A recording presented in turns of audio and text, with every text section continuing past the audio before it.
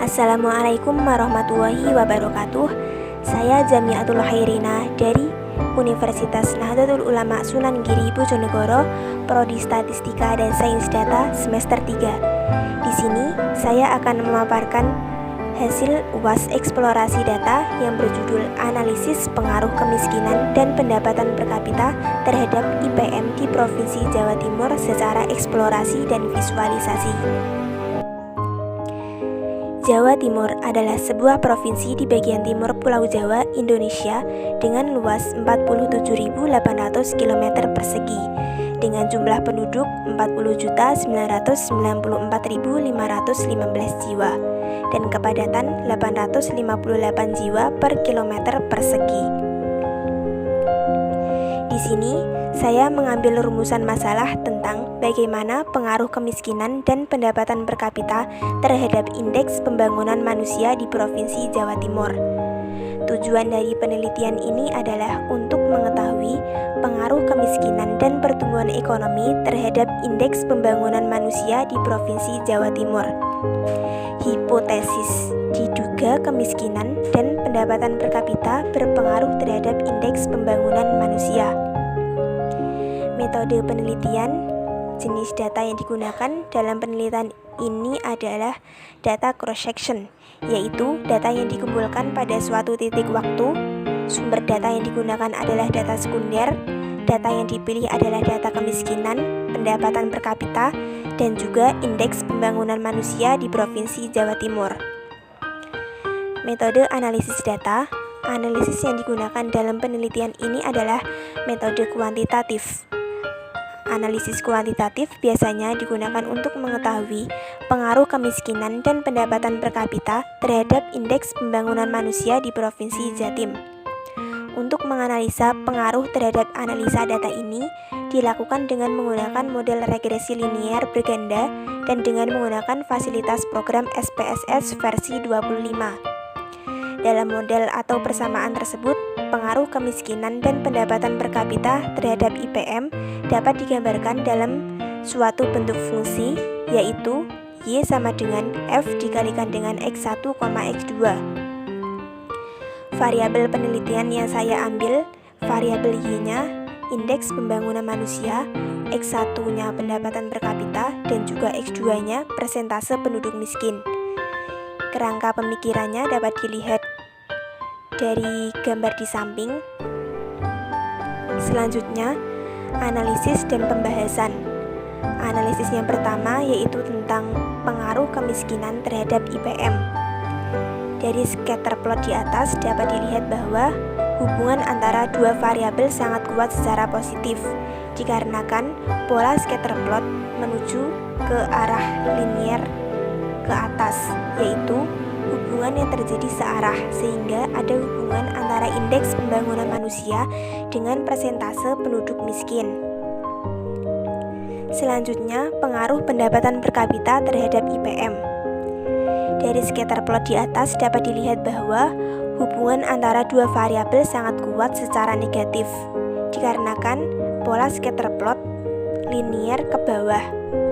Maka hubungan yang terjadi berbalik arah, sehingga tidak ada hubungan antara indeks pembangunan manusia dengan pendapatan per kapita. Regresi linier berganda. Dari tabel koefisien didapatkan persamaan regresi Y sama dengan 66,619 plus 0,031 X1 min 0,291 X2. Koefisien 66,619 artinya jika tidak ada pendapatan per kapita dan kemiskinan maka IPM-nya sebesar 66,619.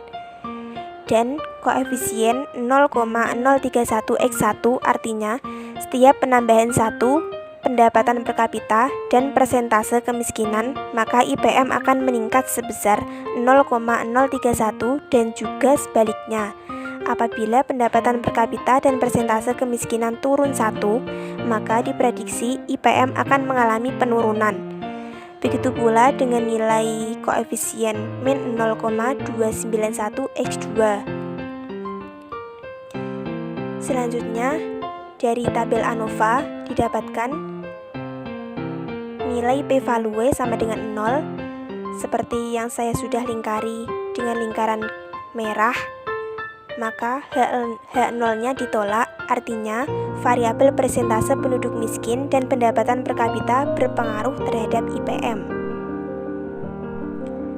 Dan dari tabel model Sumari didapatkan R kuadrat atau R square sebesar 0,684 atau 68,4%, yang artinya bahwa persentase penduduk miskin dan pendapatan per kapita mempengaruhi IPM sebesar 68,4% dan sisanya 31,6% dipengaruhi oleh faktor lain.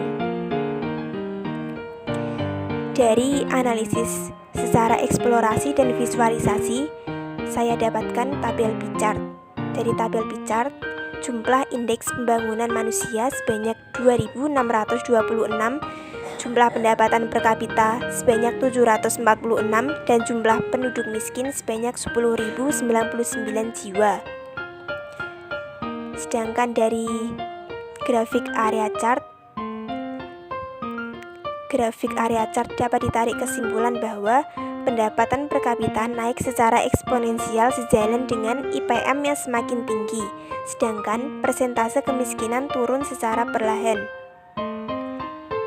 Dan selanjutnya, dari grafik area chart persentase penduduk miskin terhadap IPM mengalami penurunan dari waktu ke waktu, dan juga dari grafik area chart pendapatan per kapita terhadap data IPM mengalami kenaikan secara eksponensial dari waktu ke waktu pula. Dan yang terakhir adalah grafik LAN.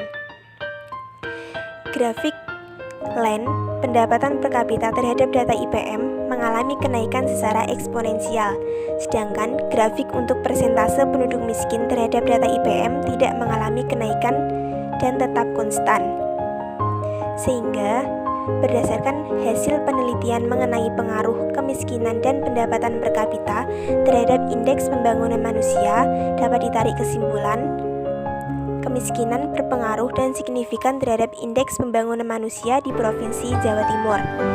Dari persamaan diketahui variabel kemiskinan menunjukkan koefisien sebesar min 0,291, artinya jika terjadi kenaikan kemiskinan sebesar 1%, maka akan menurunkan IPM sebesar 0,291%. Artinya, setiap peningkatan kemiskinan akan menurunkan persentase IPM di Provinsi Jawa Timur. Untuk variabel kemiskinan diperoleh T hitung lebih besar dari T tabel, sehingga H0 ditolak dan HA diterima. Sedangkan pendapatan per kapita menunjukkan koefisien sebesar 0,031, artinya jika terjadi perubahan pendapatan per kapita sebesar 1%, maka akan terjadi perubahan terhadap IPM sebesar 0,031%, yang artinya setiap perubahan pendapatan per kapita akan mempengaruhi persentase IPM di Provinsi Jawa Timur. Untuk variabel pendapatan per kapita diperoleh T hitung lebih besar dari T tabel, sehingga H0 diterima dan HA ditolak, di mana pada penelitian ini tidak ditemukan pengaruh antara pendapatan per kapita terhadap IPM di Provinsi Jawa Timur, sehingga hasil penelitian ini tidak dapat diinterpretasikan. Sekian analisis yang dapat saya interpretasikan, kurang lebihnya mohon maaf. Wassalamualaikum warahmatullahi wabarakatuh.